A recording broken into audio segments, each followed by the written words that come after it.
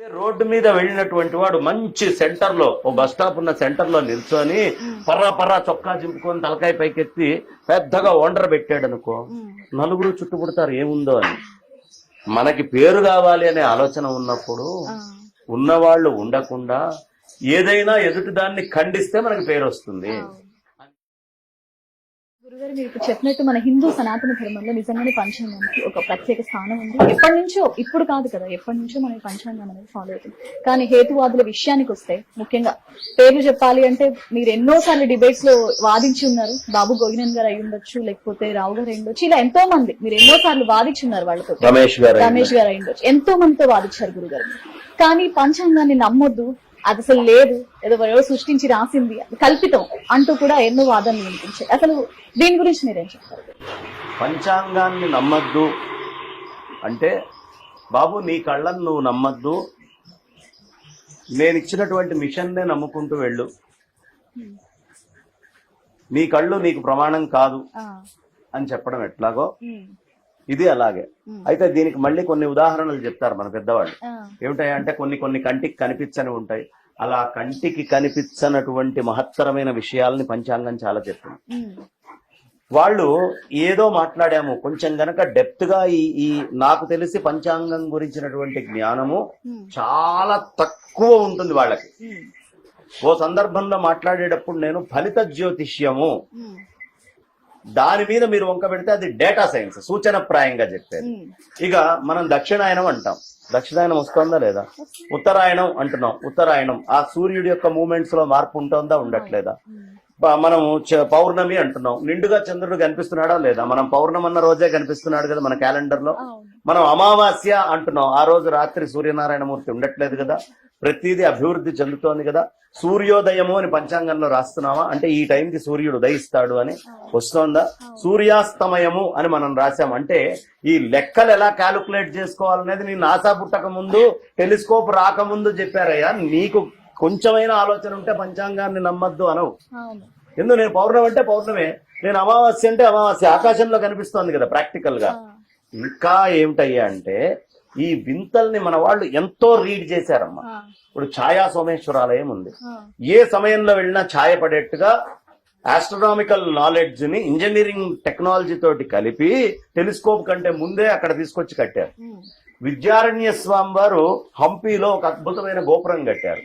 సూర్యనారాయణ మూర్తి ఎటు ఉన్నా దాని యొక్క ఇన్వర్టెడ్ మిర్రర్ ఇమేజ్ అనేటటువంటిది ఒక చిన్న రంధ్రంలోంచి 1 కిలోమీటర్ పాస్ అయి వెళ్లి ఇన్వర్టెడ్ ఇమేజ్ పడుతుంది. ఏనాడో వాళ్ళు గ్రహాలని లెక్క వేసుకొని అక్కడ తీసుకొచ్చి ఆ క్యాలిక్యులేషన్స్ ఇచ్చారు.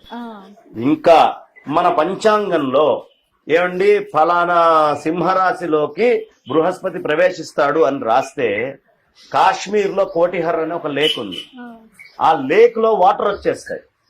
ఎప్పటిదాకా మన పంచాంగంలో సింహరాశిలో బృహస్పతి ఉంటాడని చెప్తాం, అప్పటిదాకానే ఉంటాయి. మళ్ళీ 13 నెలలు అయిపోతే వెళ్ళిపోతాయి. మళ్ళీ 12 years తర్వాత వాటర్ వస్తాయి. అలాంటిది ఇప్పుడు ఇదేమి నేను రాసినందువల్ల చెరువుల్లో నీళ్లు రావుగా. ఇప్పుడు నేను సంక్రాంతి అని చెప్తా, చెప్పినప్పుడే మనకి శివగంగా అని ఒక ప్రదేశం ఉంది, ఆ ఒక కొండ, అద్భుతమైన కొండ. ఆ కొండ మీద తొట్లో 40 ounces వాటర్ కరెక్ట్ గా మకర రాశిలోకి సూర్యుడు ప్రవేశించినప్పుడే వస్తాయి. ఇది నేను చెప్పట్లేదే, ప్రకృతికి పంచాంగంలోనే ఉంది, ప్రకృతికి నేను చెప్పింది కాదు. ఆల్వార్ ట్యాంక్ లో కూడా అంతే వస్తాయి వాటర్. ఇలా ప్రకృతిని ఎంతో స్టడీ చేసి డేటా తీసుకొని వచ్చి, అయ్యా ప్రపంచంలో ఇన్ని మార్పులు ఉంటాయి ఇంత అని టైం ని మోస్ట్ సొఫిస్టికేటెడ్ గా క్యాలిక్యులేట్ చేసినటువంటి ఋషుల హృదయం అర్థం గాక ఏది మాట్లాడినా ఏదో ఒక తప్పు, ఇది తప్పు తప్పు. ఇప్పుడు మామూలుగా రోడ్డు మీద నడుచుకుంటూ వెళ్ళావనుకోమ్మా, నిన్ను ఎవడైనా పట్టించుకుంటాడా? ఎవడు పట్టించుకోడు. అలాగే ఎవడెళ్ళినా పట్టించుకోడు. అదే రోడ్డు మీద వెళ్ళినటువంటి వాడు మంచి సెంటర్ లో, ఓ బస్ స్టాప్ ఉన్న సెంటర్ లో నిల్చొని పర్రా పర్రా చొక్కా చింపుకొని తలకాయ పైకెత్తి పెద్దగా ఓండర్ పెట్టాడు అనుకో, నలుగురు చుట్టుముడతారు ఏముందో అని. మనకి పేరు కావాలి అనే ఆలోచన ఉన్నప్పుడు ఉన్నవాళ్ళు ఉండకుండా ఏదైనా ఎదుటి దాన్ని ఖండిస్తే మనకి పేరు వస్తుంది అని చెప్పి దాని గురించిన కనీస జ్ఞానం లేకుండా వంక పెట్టేవాళ్లే వచ్చి కూర్చొని మాట్లాడమనండి. పోనీ వాళ్ళకి ఏమన్నా ఆస్ట్రానమీ పూర్తిగా తెలుసా? అది కూడా అరకొర జ్ఞానం. అవును గురుగారు, ఇందులోనే ఒక క్వశ్చన్ ఏంటంటే, గ్రహణాల గురించి మాట్లాడుకుంటే ప్రతిసారి గ్రహణం వచ్చిన ప్రతిసారి ఎందుకు తినకూడదు, ఏంటి వాదన? అసలు తలుచుకుంటే కావాలని టార్గెట్ గా వీళ్ళు బిహేవ్ చేస్తున్నట్టు అన్నారు. అదే మన గ్రహణం వచ్చినప్పుడు తింటే మంచిది కాదు అని పెద్దవాళ్ళు చెప్పారు. వేల సంవత్సరాలుగా వస్తున్న ఆచారం. This is a data science. అవును. ఇప్పుడు కాదు నేను తింటాను, తిను, నిన్నెవడొద్దన్నాడు? ఇప్పుడు చెప్తానమ్మా, చెయ్యి కడుక్కోకుండా అన్నం తింటే మంచిది కాదని డాక్టర్ చెప్పాడమ్మా. నేను తింటాను అని చెప్పి ఆ రాత్రి తిని మరుసటి రోజు నాకేం కాలేదు చూసావని డాక్టర్ దగ్గరికి వెళ్ళి మాట్లాడాడు అనుకో, ఏమంటాడు డాక్టర్? మంచిది నాయన, తిను, చాలా మంచిది, చెయ్యి కడుక్కోకుండా అట్లాగే తింటూ ఉండు అంటాడు. నాకు వెంటనే మరుసటి రోజు పొద్దున్నే అది కాదు. వాళ్ళు వేసుకున్నటువంటి క్యాలిక్యులేషన్స్, లెక్కల్లో ఒక సంప్రదాయము, వేల సంవత్సరాల చరిత్రని క్యాలిక్యులేట్ చేసుకుంటూ వచ్చి చెప్పినటువంటి వాళ్ళు. ఏదో పైన మాట్లాడేటటువంటిది కాదు వైదిక ధర్మం అనేది. దీని లోతులు అర్థం కావాలి అంటే ఎంతో అపరిమితమైన నాలెడ్జ్ ఉండాలి. కొన్ని వేల పుస్తకాలు తగలబెట్టారమ్మ. అయినా కూడా ఇంత టైం బౌండెడ్ గా మనం జ్యోతిష్యాన్ని తీసుకొని మనం క్యాలిక్యులేట్ చేసుకుంటూ టైంని ఇట్లా చెప్తూ, ఇదిగో ఈ మాసంలో మనకి కవిత్వాలు ఉంటాయి. కవిత్వంలో బాల రసాలసాల నవపల్లవ కోమల కావ్య కన్యకన్ కూలల కిచ్చప్పరు. బాల రసాలసాల నవపల్లవ అంటే మనకి వసంత ఋతువు వచ్చిందనుకోండి, అప్పుడు ఇగో మామిడి పండు ఇట్లా వస్తాయి. ఈ కవిత్వంలో వాళ్ళు జ్యోతిష్యాన్ని చెప్పారు.